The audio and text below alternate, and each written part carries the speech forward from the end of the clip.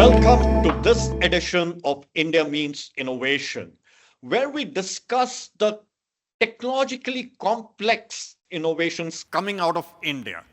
Today, we have with us Bhavin Shah, Associate Director of Digital Engineering at eInfochips.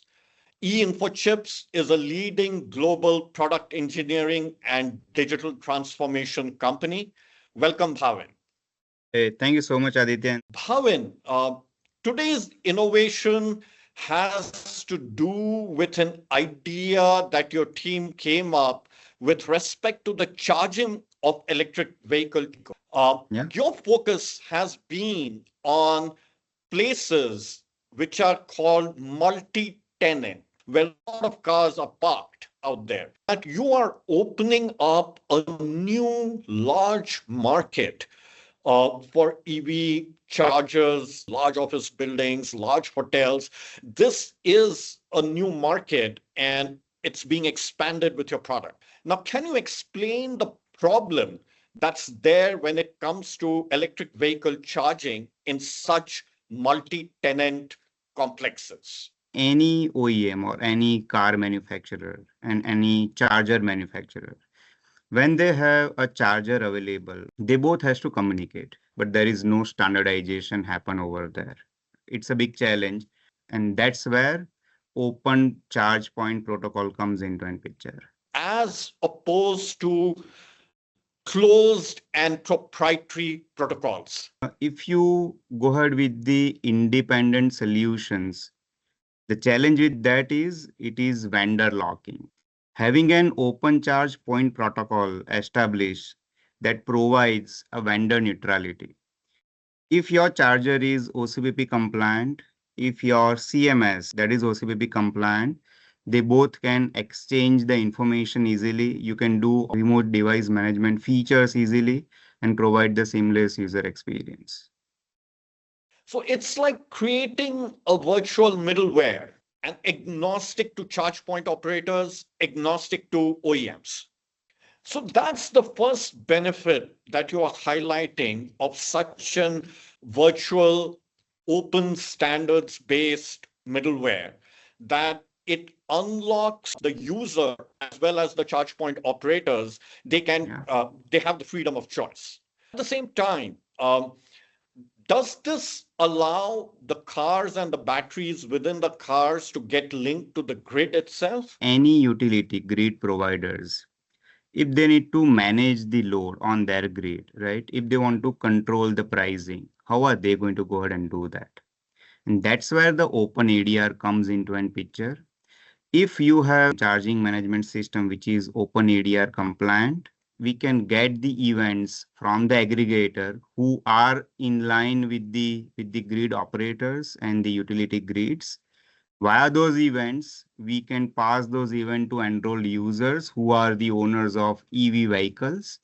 They can enroll into those events and performing those remote charging activity at the stipulated time, through which they can allow the grid operators to control the load onto their grid, because they may go ahead and say charge at the midnight, which is going to be at half of the price, which is going to be at half of the voltages. But that's how you're going to help grid operators to maintain the load onto a grid.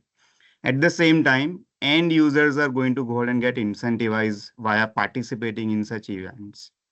Now, via this, because of this entire integration, having an CMS which is in picture and which is coordinating this entire cycle, that helps. This interaction between the battery of the car and the grid has benefit both for the utility provider, which is the grid. It has an advantage for the car owner that they can stipulate that, okay, fine, you charge my car at midnight when the load on the grid is low and the pricing is low. Yeah, absolutely. It is both the end win-win situation, and that's where CMS provides them the ecosystem for connecting both of them. And does this impact the sustainability as well? Having an CMS through which you can remotely manage your devices, you may reduce the technician's visit to the end user or the sites. Let me recapitulate the advantages. So we Yeah. move from a closed proprietary locked system to an open system, which is agnostic to OEMs and charging point operators.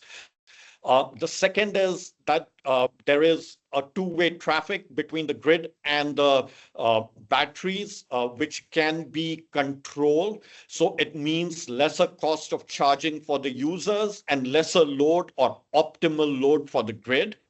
Yes. And third is the scalability impact. And it comes obviously from the EV itself as well as from remote maintenance. So it does not need the technicians to visit and increase the carbon footprint of maintenance. Um, can you tell me the technology that your team used to achieve this innovation?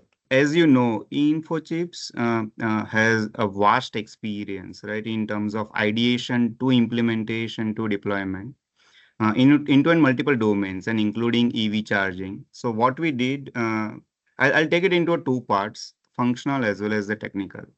Right. So in terms of the function, we even did the analysis of the competitor CMS systems, right? What all features it may need, right? What all kind of the integrations it may need, be it an payment integration, be it an grid integrations, right?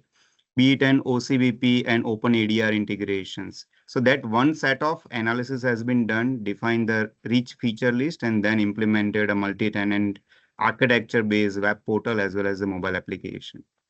In terms of the implementation, it is entirely deployed on Azure public cloud, right? So readily available, 24 cross 7 availability and reliability in terms of having in this entire system available. So it is on Microsoft Azure. In terms of implementation, the entire implementation is open charge point protocol standard based charger as well as the backend software.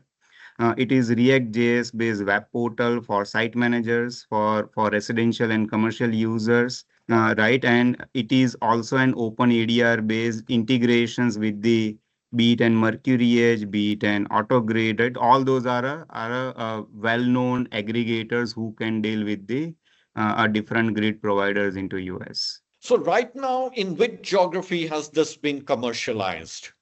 This is currently being commercialized into US, America region, and still it is planned for Europe as well as the other geographies. And this entire innovation has been designed, architected, and developed by your team in India. Yeah, absolutely. Starting from ideation to implementation to 24 cross 7 deployment, all has happened as part of the India Design Center. And this is a great example of India means innovation. Thank you, Bhavin. My pleasure.